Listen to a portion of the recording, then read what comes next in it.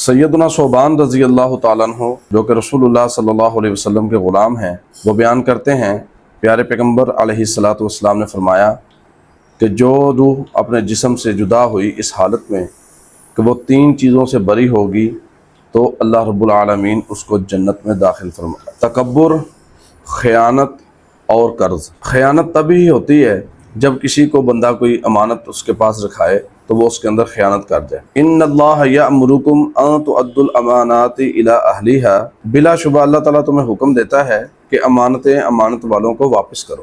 اور سیدنا ابو ہریرہ رضی اللہ تعالیٰ عنہ سے روایت ہے، رسول اللہ صلی اللہ علیہ وسلم نے فرمایا 3 چیزیں منافق کی علامات ہیں۔ پہلی، جب وہ بات کرے گا تو جھوٹ بولے گا۔ دوسری، جب اس کے پاس امانت رکھائی جائے گی تو وہ اس میں خیانت کرے گا۔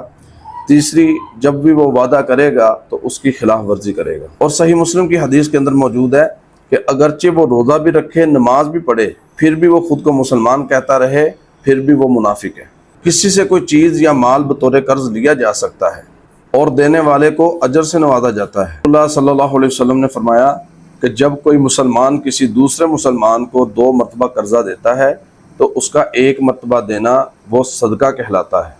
اور 1 مرتبہ رسول اللہ صلی اللہ علیہ وسلم نے فرمایا تم میں سے سب سے بہترین وہ لوگ ہیں جو قرضہ ادا کرنے میں اچھے ہیں۔ قرض لینا اور دینا اگرچہ جائز ہے، لیکن رسول اللہ صلی اللہ علیہ وسلم اکثر اوقات اس سے پناہ مانگا کرتے تھے، جیسا کہ تشہد کی دعا کے اندر پڑھا کرتے تھے، اللہم انی اعوذ بک من المأثم والمغرم، اے اللہ میں گناہ اور قرض سے تیری پناہ مانگتا ہوں۔ کسی نے آپ صلی اللہ علیہ وسلم سے سوال کیا، اے اللہ کے رسول صلی اللہ علیہ وسلم، آپ اس قدر قرض سے پناہ کیوں مانگتے ہیں؟ آپ صلی اللہ علیہ وسلم نے فرمایا کہ جب آدمی مقروض ہوتا ہے تو بات کرتے وقت جھوٹ بولتا ہے اور وعدہ کر کے اس کی خلاف ورزی کرتا ہے، تو اس کی ادائیگی کے معاملے میں مقروض سے نرمی اختیار کی جائے، حد الوسع اس کو مہلت دی جائے۔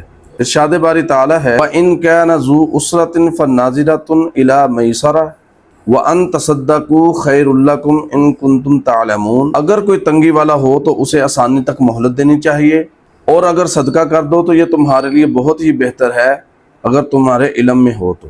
رسول اللہ صلی اللہ علیہ وسلم نے فرمایا کہ اگر کسی نے کسی تنگ دست کو مہلت دی یا اس کو قرض معاف کر دیا تو اللہ رب العالمین اس کو اپنے سایوں میں سے سایہ عطا فرمائے گا۔